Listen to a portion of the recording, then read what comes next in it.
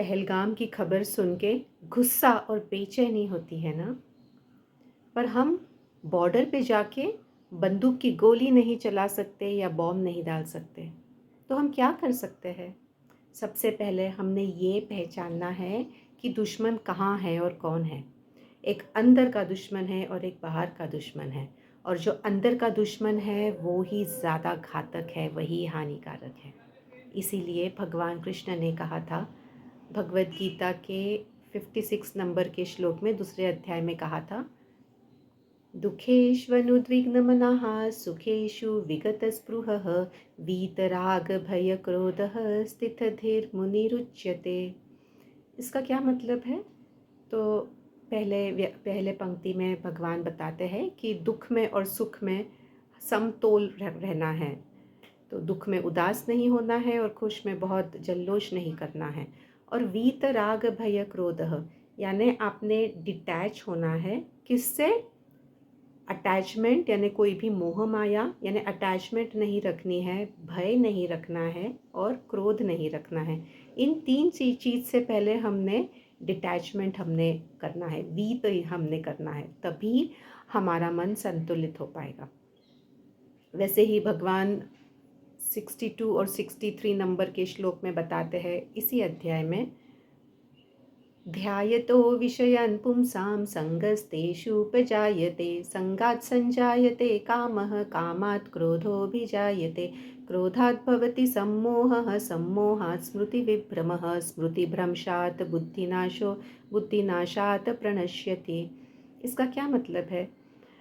तो अगर आपको बहुत अटैचमेंट होगी किसी भी चीज़ से, तो उसके कारण आपको एक डिज़ायर उत्पन्न होगी, कि आपको ये इच्छा उत्पन्न होगी कि ये चीज़ मुझे चाहिए ही, और वो जो एक आसक्ति बन जाएगी, उसके कारण फिर वो चीज़ नहीं मिलने पर क्रोध आएगा। ध्यायतो विषया पुंसां संगस्तेषुपजायते संगात् संजायते कामः कामात् क्रोधोऽभिजायते। तो ये पहला श्लोक हमने देखा, पहला यानी 62 नंबर का। फिर 63 नंबर में भगवान बताते हैं, क्रोधात् भवति सम्मोहः सम्मोहात् स्मृति विभ्रमः। तो अगर आपको क्रोध आएगा तो क्या होगा?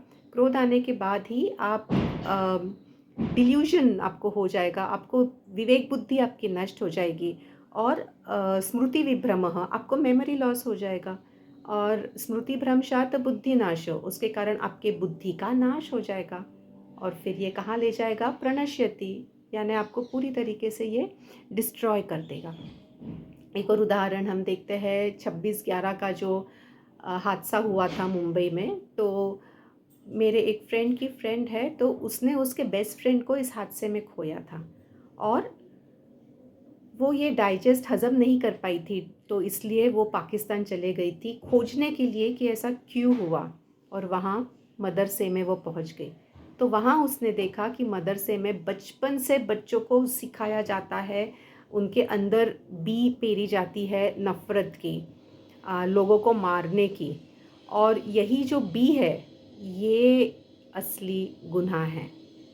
तो जो इंसान पहलगाम में मरे हैं, तो अगर हम पूछेंगे कि ये क्यों मरे हैं, तो क्या ये हिंदू थे इसलिए मरे हैं? नहीं। तो हिंदू थे इसलिए क्यों मारे गए? टेररिस्ट ने मारा है। टेररिस्ट ने क्यों मारा है? क्योंकि उन्हें वो सिखाया गया था, वो नफ़रत का बीज उनके अंदर बोया गया था। तो मूल जो गुनाह है वो यहाँ पे है, ये शिक्षण प्रणाली में।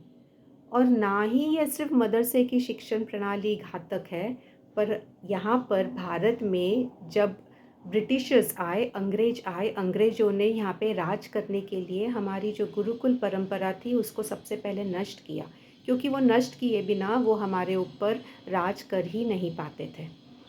तो ये नष्ट किया है उन्होंने, और क्यों किया है? क्योंकि उन्हें क्रिएटिव थिंकर्स नहीं चाहिए थे, उन्हें उनके हाथ के नीचे काम करने के लिए बस लोग चाहिए थे, और वो बनाने के लिए ये शिक्षण प्रणाली को बदलना ज़रूरी था। और यही अभी तक चले आ रही है, जो अंग्रेज़ों ने ये शिक्षण प्रणाली हमारे भारत में लाई थी।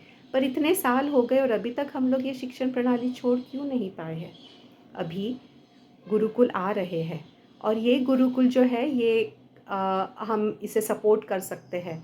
तो अगर अभी आपको ये क्रोध आया है, या अगर आप थोड़ा संकुचित, या ये जो भी हमारे पहलगाम में जो हादसा हुआ है उसके कारण अगर आपको कोई फीलिंग है, तो उसे नष्ट ना जाने दें, उसका उपयोग करें। किस तरीके से कि जड़ तक जाए। जड़ तक जाने के बाद में पता चलेगा कि हमारी शिक्षण प्रणाली जो है यही घातक है।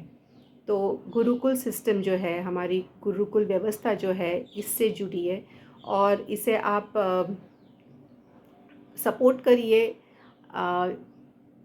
लोगों को, हमारे भव्य पीढ़ी को थोड़े संस्कार दें। नई शिक्षण व्यवस्था आप बनाएं, या जो बने हुए शिक्षण व्यवस्था है उनसे आप जुड़ें।